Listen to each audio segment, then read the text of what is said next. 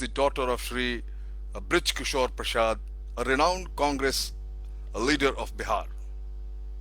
Her father brought her up like a son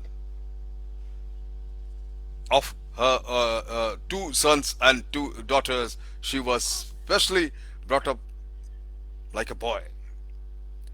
She often went to the public meetings accompanying his father and used to listen these speeches of all kinds of prominent Indian leaders participating in the freedom struggle. From the childhood, she developed great respect for the ancient heritage, but at the same time, she showed a keenness to discard old, outdated, irrelevant customs of the society, which were hindrance in the progress of the girl child. And she adopted, or she was more tuned towards the accepting the modern ideas, supporting the development and growth of the girl child. As was the custom then, she married Jai Prkash Narayan, an iconic name in Indian history, who was endowed with a similar outlooks towards life. In 1920, she was only 14 years and JP 18 when they were husband and wife.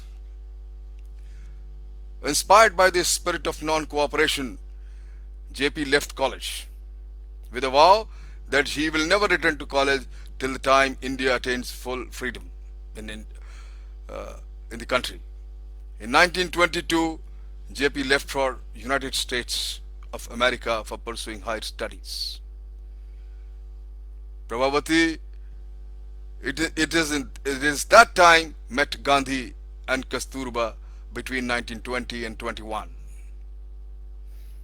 She persuaded her father and the father-in-law both, and finally she shifted to Sabarmati Ashram in 1928. Both Gandhiji and Kasturba treated her like their own daughter, more so because they did not have their daughter. They had only 4 sons.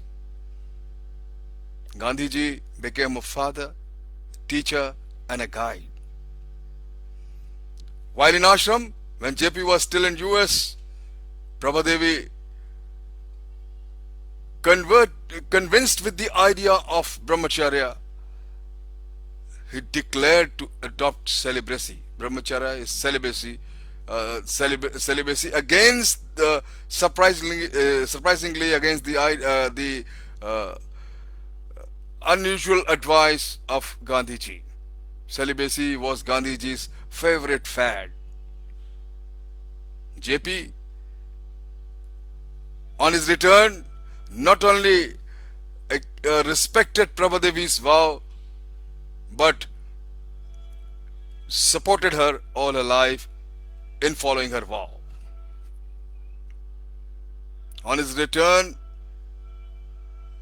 Prabhawati accompanied her husband all over,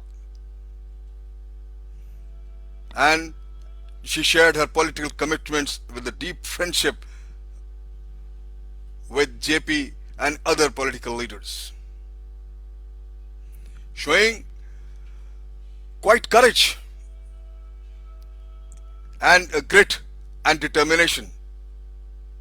For all the years of her association with Gandhi has instilled in Prabhawati, plunged her deeply into the freedom movement.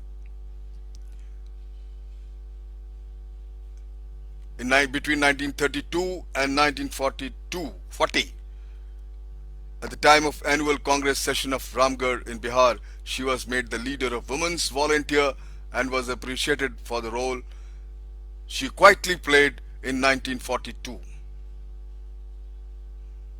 Once India attained freedom, Prabhawati's social commitments found manifestation in social work related to women and children. She established 2 institutions, Mahila Charkha Samiti set up in Patna in 1940. Then the second institution was Kamala Nehru Shishu Vihar, set up to address the need for the children's education and their all-round development. With all her devotions to JP, Prabhawati was fiercely independent and stuck to her own views. She developed later in life a uterus cancer and she passed away on 15th April 1973. Prabhawati in her mortal form is no more with us, but the memory of her affectionate behavior and loving nature will be cherished forever. She has an honored place in history, Indian history, as a freedom fighter and a social worker who, despite close personal contact with the people, with power and influence, never sought anything for herself. Thank you very much.